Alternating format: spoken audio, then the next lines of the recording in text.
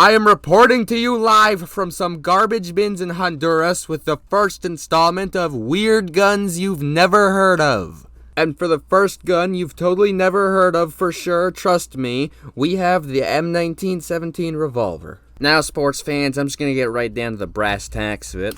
It was first used by the U.S. Army in World War I to supplement the M1911, and later saw use in World War II, the Korean War, and even by tunnel rats in Vietnam. But that's not what's interesting about it. What is interesting about it is that it's chambered in .45 ACP. Now, if you're not an absolute gun nerd, that combination of words and numbers means literally nothing to you. But if you're a weirdo like me, you know that .45 ACP is a rimless cartridge, meaning there's nothing to keep it from falling out of a revolver cylinder. So how's this problem resolved? Well, there are 3 different solutions produced, starting with the 2 variants of this gun. The Colt model used these funny little things called moon clips that kept the bullets in place. The Smith & Wesson model, on the other hand, identifiable by the fact that it's a completely different gun, just with the same designation, had the ends of the cylinder holes machined with a smaller diameter to allow the cartridges to headspace in the cylinder. This is handy, but came with the drawback that you couldn't use the ejector star to eject them, so you either had to poke them out with a twig one by one, or just use the moon clips anyway.